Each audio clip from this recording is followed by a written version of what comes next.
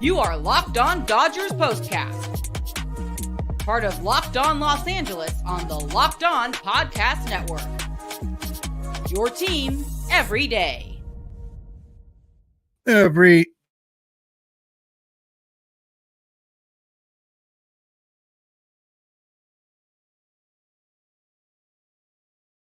day. Okay, there we go. The internet has caught up. I was doing this. All right. Little celebration there and a sweep for the Dodgers. Welcome to the Locked On Dodgers Postcast. We come on after every game and break it down for you on the Locked On Sports LA YouTube channel, the place to hang out when every game is done. You can listen to us on the Locked On Dodgers podcast feed. I am Pete Fox, covering sports in Los Angeles for both ESPN LA and NBC Sports Radio, dating back to 2007. Today's episode is brought to you by Monopoly Go. Admit it, if you have a competitive side, you will be a big fan of Monopoly Go, the mobile hit twist on the classic Monopoly. So join your friends and download Monopoly Go now for free at the App Store and the Google Play Store. Dodgers with a 2-1 win to wrap up the sweep in DC against the Nationals. Wasn't sure at the beginning if this was a battle of pitchers, a pitcher's duel, or a battle of missed opportunities. I feel a little bit of both. Both the starting pitchers were very good. Yamamoto went 6, giving up no runs on 4 hits while striking out 7. Jumbo Jacks, if they were in LA. I don't know how that works. Do they still get the Jumbo Jacks? I think they do.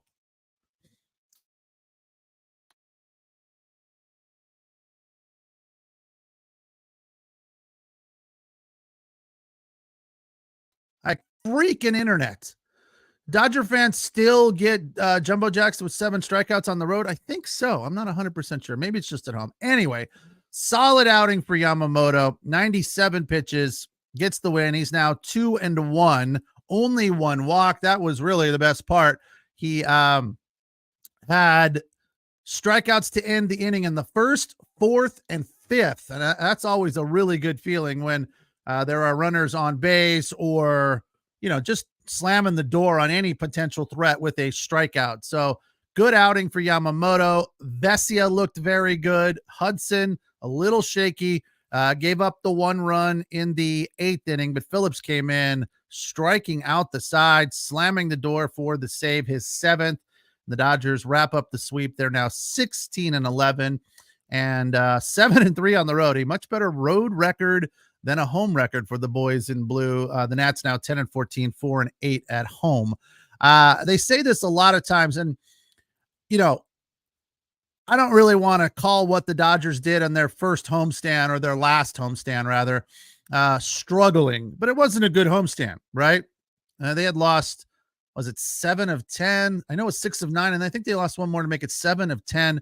It wasn't a good series at the Ravine. So a lot of times when a team is struggling, and I use the word loosely in quotes, going on the road helps them. They talk about it all the time, not just in baseball, but a road trip can bring a team together, get them on the same page, get them kind of all pulling on the rope in the same direction.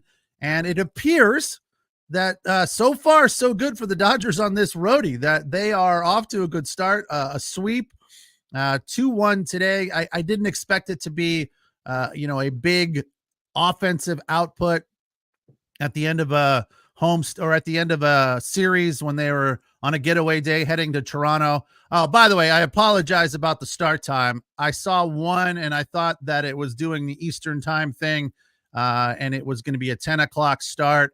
I know you guys in the comments corrected me. There is a very early start on Sunday.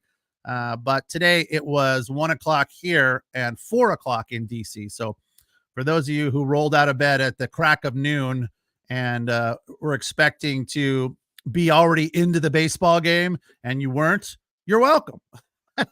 You got to see the whole thing. So it was a good outing. As for a question that just popped up here on the comments from Eric Johnson, what is going on with Miller? I think he's just still on the IL with inflammation in the shoulder. Those things that you never like to hear.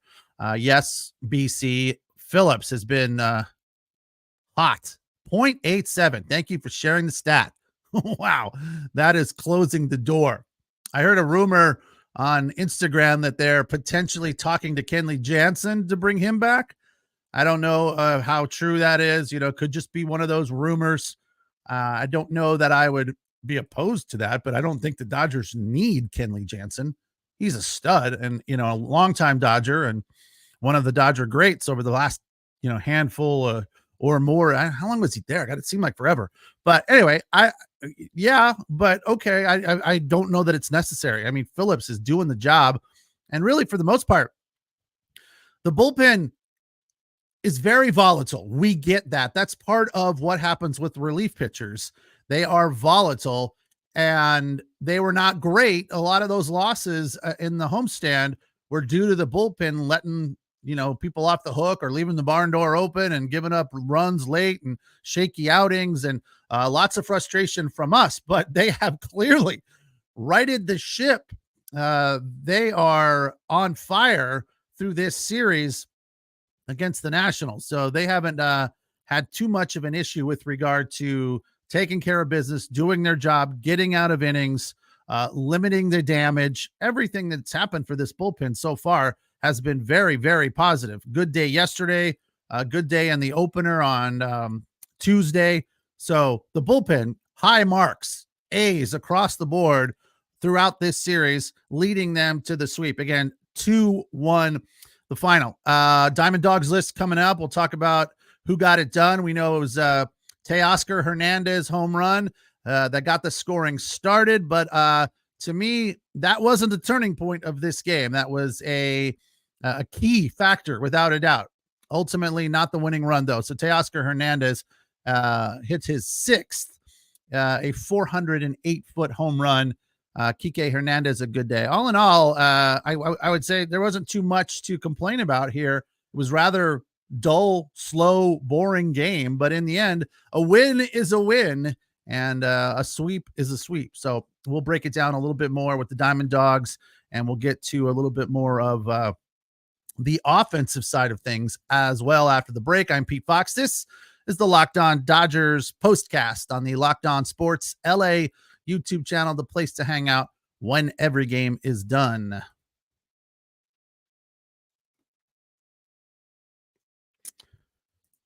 All right, today's episode is brought to you by Policy Genius. Policy Genius is the country's leading online insurance marketplace. It saves you time and money so you can provide your family with a financial safety net starting today. With Policy Genius, you can find life insurance policies that start at $292 per year for $1 million of coverage. Some options offer same-day approval and avoid unnecessary medical exams. We were very lucky in my household with regard to life insurance. My wife has a friend who sells it, so she just came over and made life very easy on us. We had to do a few tests, those health exams, etc., but it was all very hassle-free and simple. So if you don't have a friend in the life insurance business, then give Policy Genius a try. They help you compare options from top companies, and their team of licensed experts is on hand to help you to talk you through all of the details. They have no incentive to recommend one insurer or the other, so you can just use their guidance. Check life insurance off your to-do list in no time with Policy Genius. Head to policygenius.com/LockedOnMLB or click the link in the description to get your free life insurance quotes and see how much you can save. That's policygenius.com/LockedOnMLB. Today's show also brought to you by Monopoly Go. If you're competitive like I am, you should check out Monopoly Go. I'm sure you've heard of it. It's been downloaded over 150 million times. It is a great twist on Monopoly where you play on not one, but hundreds of Monopoly boards in crazy locations, and you build up amazing cities that bring you big money. Best part is messing with all your friends on Monopoly Go. You can charge them high rent for iconic properties, just like classic Monopoly. But now you can also rob their vaults of riches for your own vaults. And the leaderboards show you who is the biggest Monopoly tycoon. You can team up with friends or family around the world in timed tournaments and earn huge rewards. So get in the game and join your friends. Download Monopoly Go now for free, the App Store or Google Play.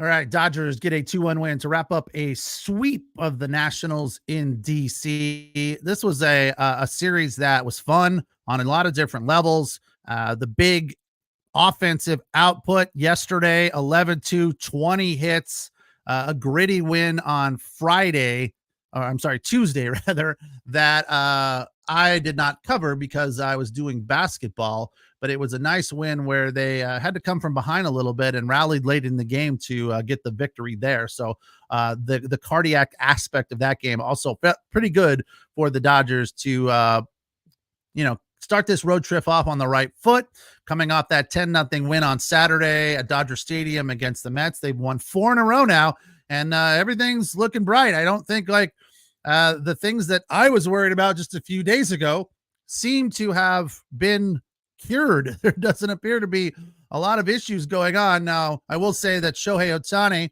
had a bit of an off day today, but what do you expect? I mean, he is leading the league, or was. I don't know how it looks now, but he can't be on every day. He's not going to come out every day and hit 3 doubles or home runs and RBIs.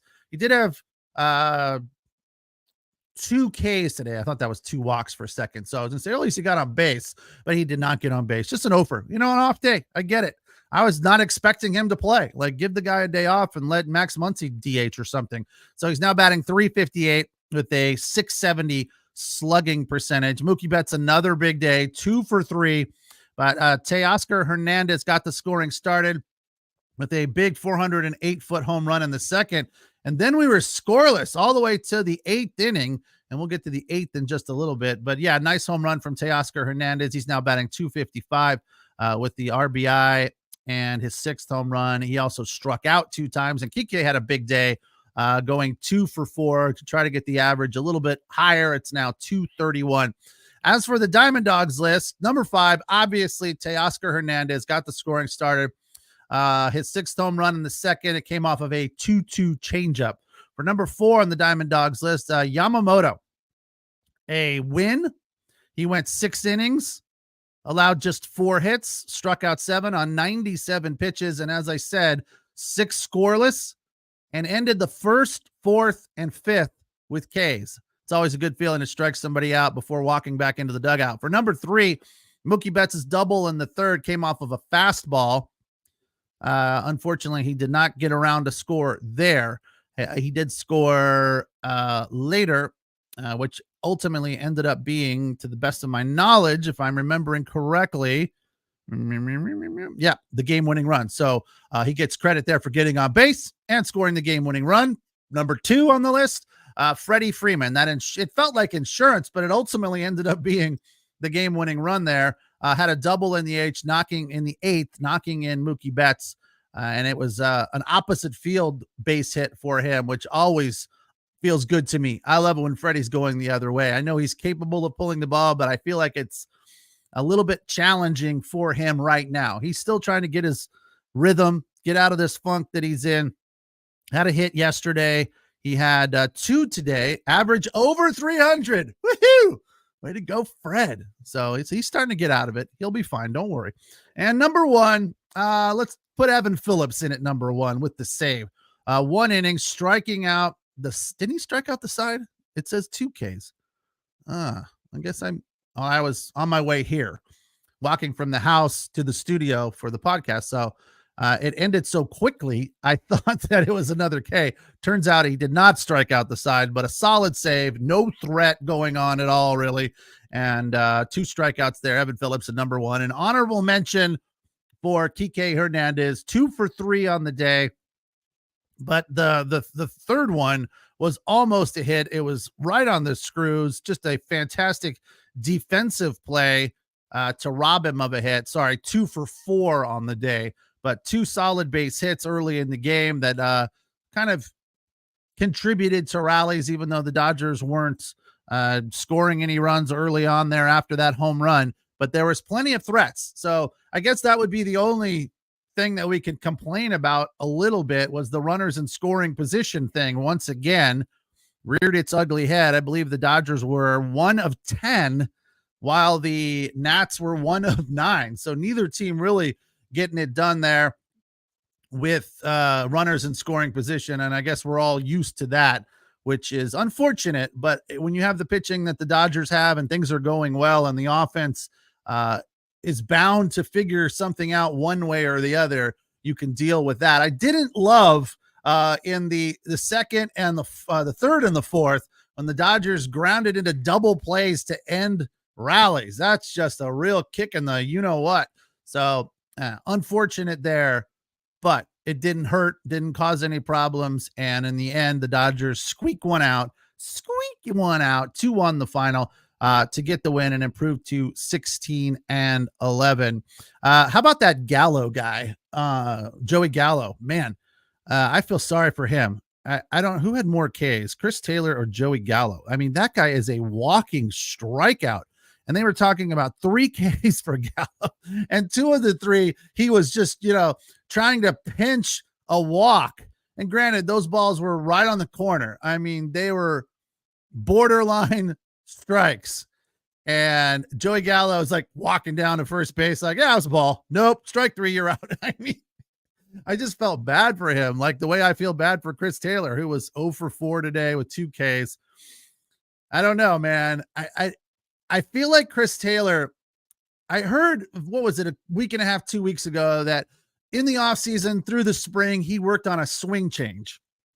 Now, I don't know if he has abandoned that and gone back to his old swing, because what he's doing now looks like it did last year. And for the last 8 years, he's been with the Dodgers. So I don't know what the swing change is, but when he came to the Dodgers from, I believe, Seattle, they said that he also made a swing change and allowed him to hit more home runs because he was more of a contact hitter before. So I feel like he might need to go back to that contact hitter thing, because whatever he's doing, his swing is so long and loopy and late most of the time. He is just not even close to making contact. And when he struck out the first time, the ball was riding up. It was a good 8 to 10 inches out of the zone, and it was a check swing. I mean, there was no reason to be offering at that ball. And then he gets 2 strikes on himself, and he doesn't shorten up. That I don't get. Why not? You're struggling tremendously. What would it hurt to shorten your swing? I'm not saying you have to choke up a little bit, but just shorten the swing up. Make some contact. Put the ball in play. Good things happen when you put the ball in play, right? Isn't that what they say? Isn't that the old adage? Good things happen when you put the ball in play. The ball inside on Kike that was called a strike was ridiculous. Yeah, this umpire, dude, Dragon, had a few of those. the K in the first inning that got Yamamoto out of the first. It was a 1-2-3 first. It wasn't like there was a threat, but he struck out the third guy in the inning. The ball was a good 6 inches low and just way out of the zone. And they gave credit to Austin Barnes for framing it. I don't know about all that. You know how I feel about framing. I think it's ridiculous. I think it should basically be outlawed, but not officially. The umpires should not fall for it as much as they do. And Austin did a pretty good job of bringing that one up, but it was so far. I mean, he brought it 6 inches up. Like the easier frame job is when it's on the outside and you just kind of tilt the glove in a little bit.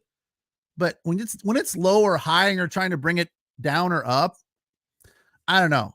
I don't think it's right. It's like that ball was not a strike, right? So it worked out for the Dodgers. There was a couple, I think, that Yamamoto got that were out of the zone. So for one to go against Austin Barnes, I think was, fair play, right? I had to go both ways. So maybe it was a makeup call. I'm not exactly sure. All right. Dodgers with a 2-1 win, sweeping the Nats. They're on a plane, happy plane, on the way north of the border to Toronto to face the Blue Jays over the weekend. I am Pete Fox. Thanks for joining us here on the Locked On Dodgers Postcast. We come on after every game and break it down for you. And don't forget, Jeff and Vince doing their thing here in a little bit, and it'll be posted as well. You can watch it later tonight or early in the morning. Of course, you can listen to us all the time, wherever you find your podcasts, on the Locked On Dodgers podcast feed. All right, tonight's show also brought to you by PrizePicks. I'm a big fan of PrizePicks. I am frustrated with myself that sometimes I just forget. I'm like, damn it, I should have thrown in a prize pick. Today I did not. I had a win a couple of days ago, and I think maybe I'm just, absorbing and just enjoying the victory, the fruits of my labor there with a little 2-stat projection that got me like $18. I think it was 8 to win 18, which is not bad. PrizePicks, of course, is the number one fantasy sports app with over 3 million members. They are the easiest and most exciting way to play DFS. Again, it's just you against the numbers. You pick more, you pick less, 2 to 6 players and their projections, and watch the winnings roll in. It's demon time on PrizePicks. You can now win up to 100 times your money with as little as 4 correct picks or you can turn 10 into 1,000 if you get 4 demons right. If you go down that road, congratulations for you. That takes some large huevos. I'm always afraid of those demons. I'm more of a fan of the green goblins. The easier road, if you will. Quick deposits and easy withdrawals. My initial deposit was super painless and hassle-free, and the withdrawals are the same way. Go to PrizePicks.com/LockedOnMLB and use the code LockedOnMLB for your first deposit match up to $100. That's PrizePicks.com/LockedOnMLB and use the code LockedOnMLB for your first deposit match up to $100. PrizePicks. You pick more, you pick less. It is that easy.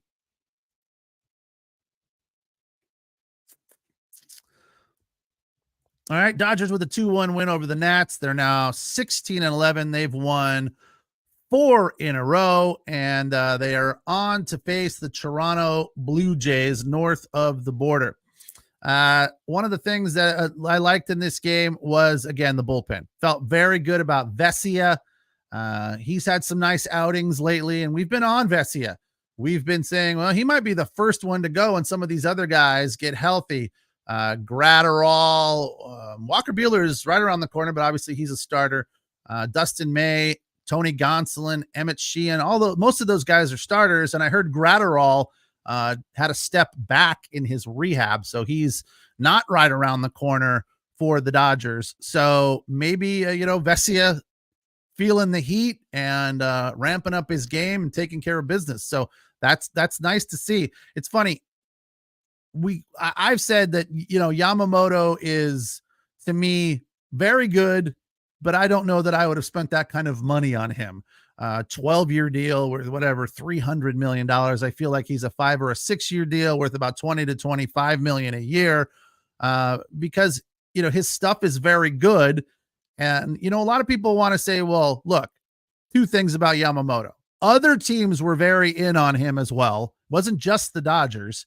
And look what he did in the Japanese league, kind of, hardware wise and championship wise. And, he won their version of the Cy Young, I believe, 2 different times. So he's a tested guy. But then the other side of that coin is, well, yes, but the Japanese league is not Major League Baseball and their ball is smaller.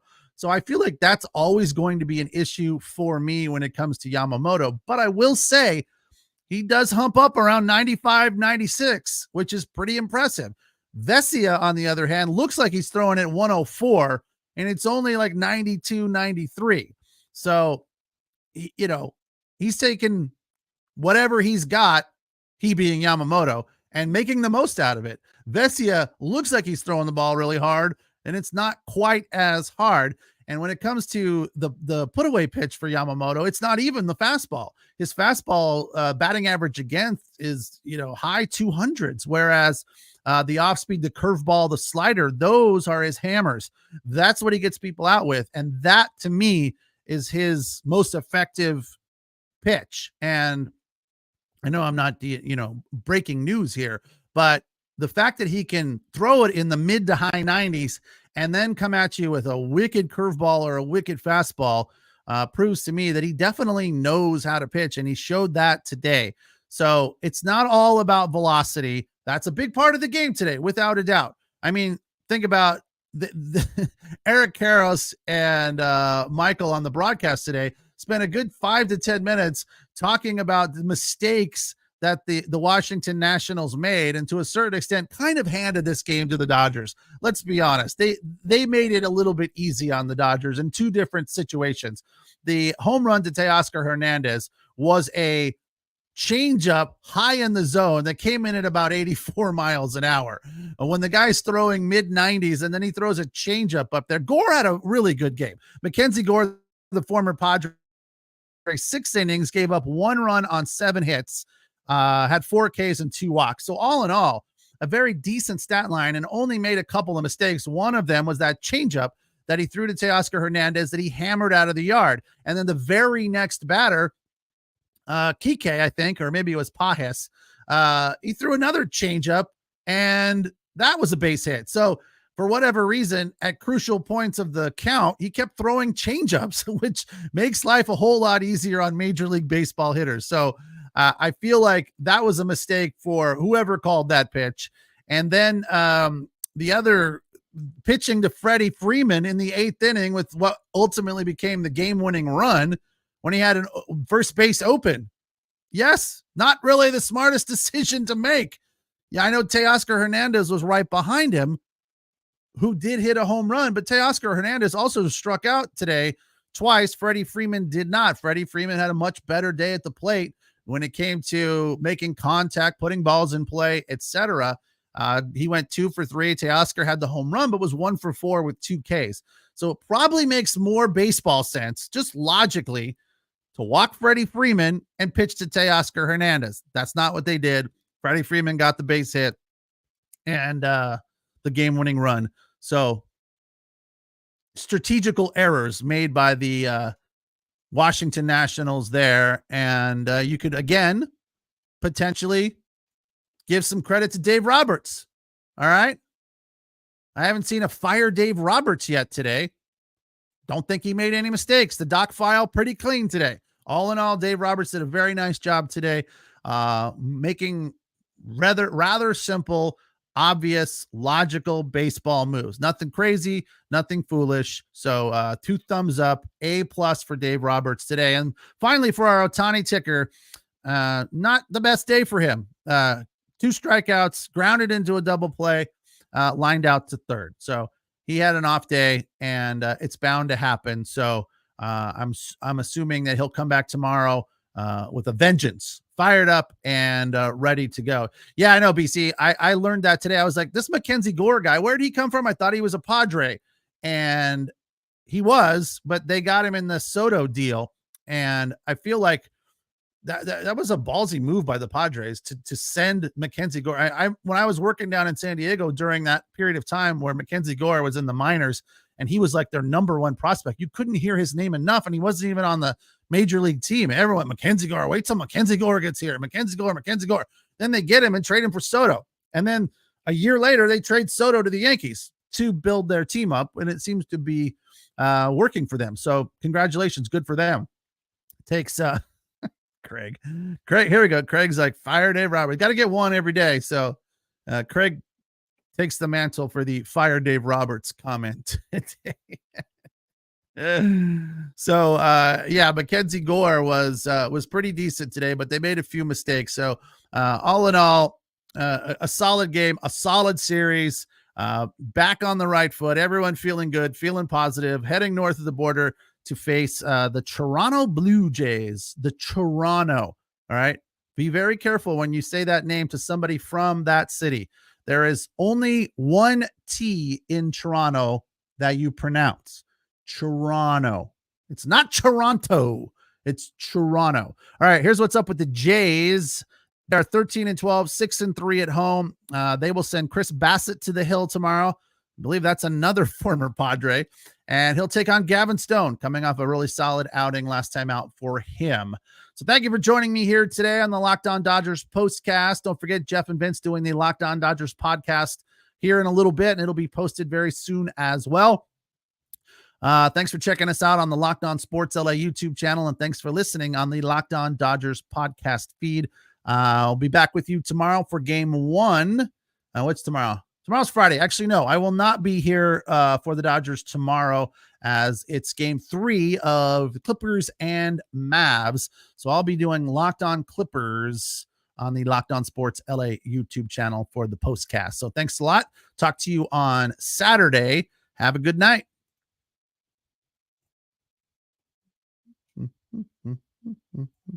Yeah, don't worry.